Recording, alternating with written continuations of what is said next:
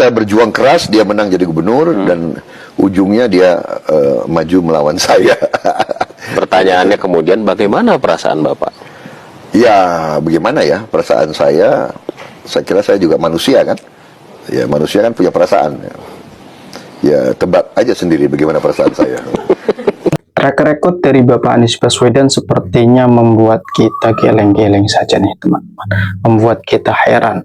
Sampai akhirnya sepertinya Kang Deddy Mulyadi pun akan heran dan juga kaget ketika tahu bahwa Bapak Anies Baswedan, ya seperti yang banyak diinformasikan ataupun dikonteni oleh konten kreator ataupun konten kreator ya di sosial media itu mengatakan bahwa Bapak Anies Baswedan pernah mengkhianati Bapak Prabowo Subianto pada saat pemilihan sebagai presiden.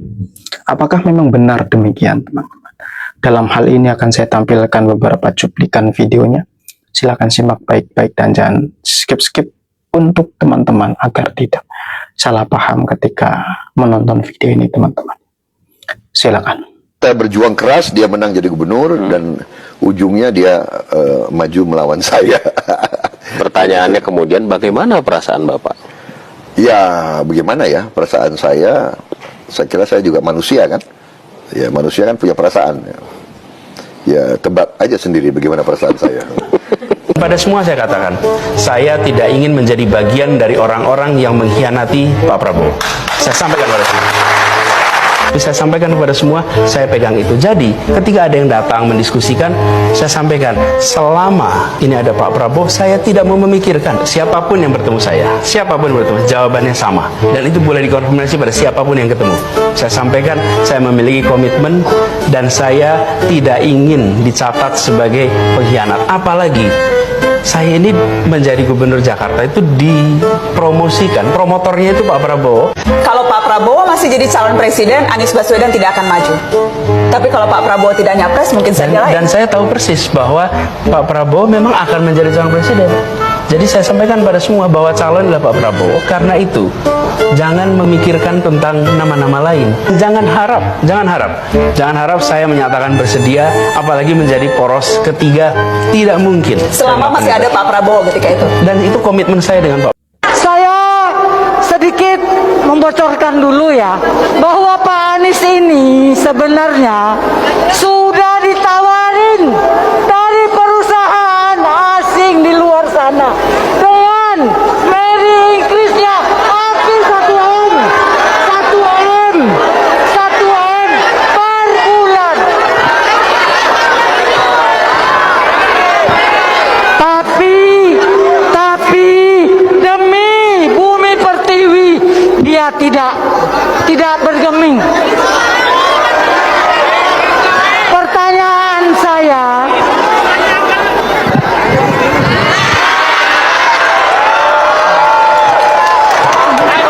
nggak ada gigi ompong.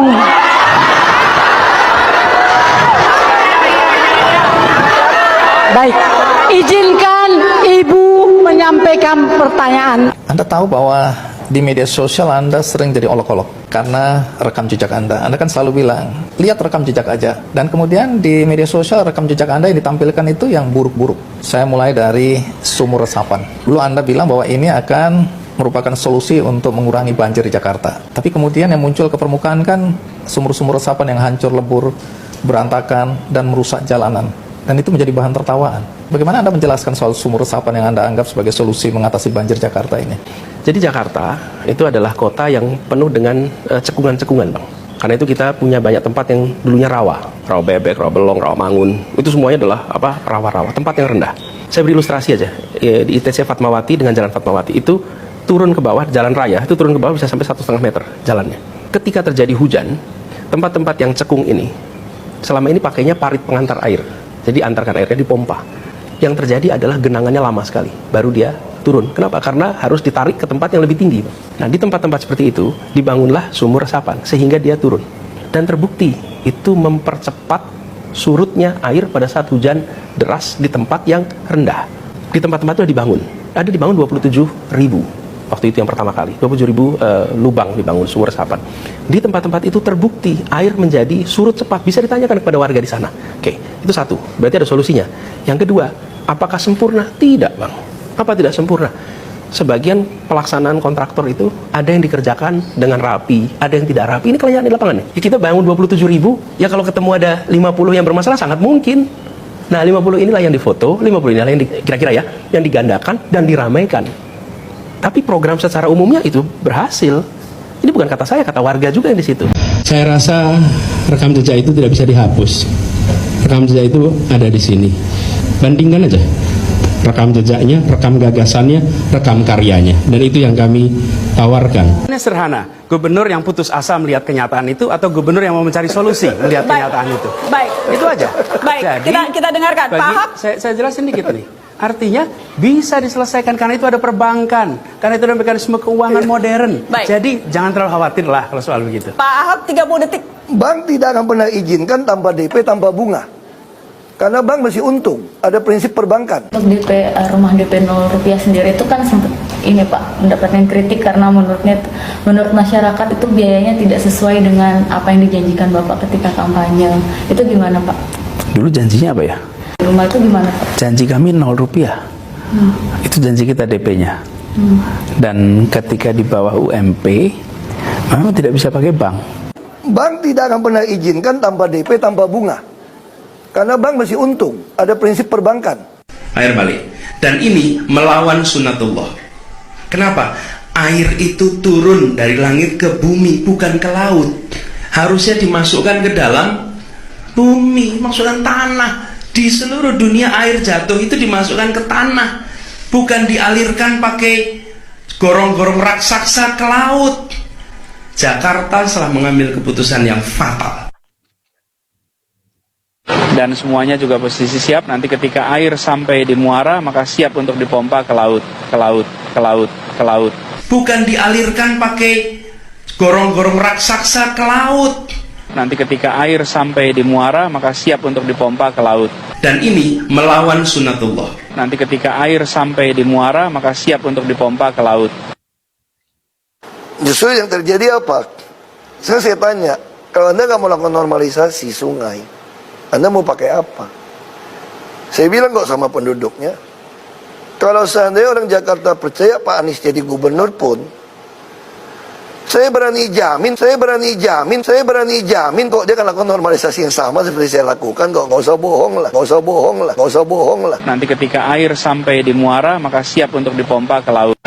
Kata Pak Anies ini parkiran, ternyata banjir isinya. Bukan banjir, itu memang parkir air.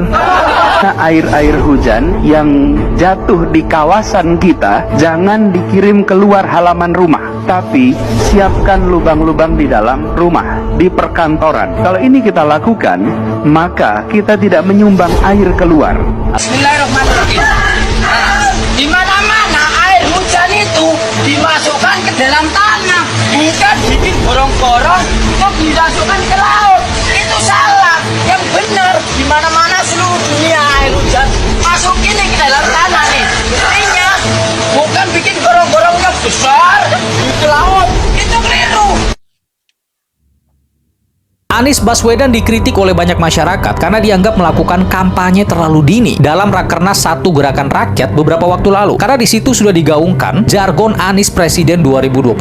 Bahkan banyak yang mengomentari Anies yang pada saat itu mengatakan ketidakadilan ekologis dalam pemerintahan saat ini. Padahal nyatanya Pak Prabowo sudah mencabut izin 28 perusahaan yang terbukti melanggar aturan lingkungan. Ini disampaikan oleh beberapa konten kreator bahkan laman berita. Yang mana Anies Baswedan beberapa waktu lalu melakukan Rakernas 1 Gerakan Rakyat. Ini tuh partai politik baru ya teman-teman, bernama Gerakan Rakyat. Pokoknya mereka mendukung Anies sebagai presiden di 2029. Jadi seolah-olah sedang disolidkan nih basis masanya melalui organisasi tersebut. Netizen melihat ini terlalu dini dong, termasuk bagaimana Anies mengkritik pemerintahan saat ini soal tambang dan ketidakadilan ekologis, di mana perusahaan yang merusak justru dapat keuntungan tanpa menanggung beban kerusakan. Padahal nyatanya baru-baru ini sudah dilakukan pencabutan izin 28 perusahaan yang terbukti melanggar aturan lingkungan dan menyebabkan bencana di Sumatera, serta perusahaan itu diwajibkan membayar denda. Pada semua saya katakan, saya tidak ingin menjadi bagian dari orang-orang yang mengkhianati Pak Prabowo. Saya sampaikan pada semua.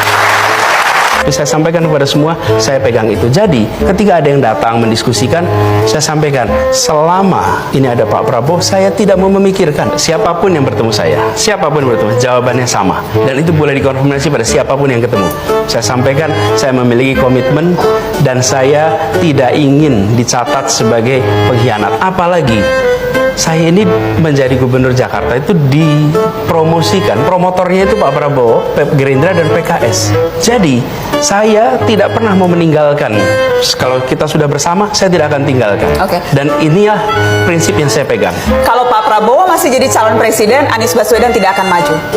Tapi kalau Pak Prabowo tidak nyapres, mungkin saja lain. Dan saya tahu persis bahwa Pak Prabowo memang akan menjadi calon presiden.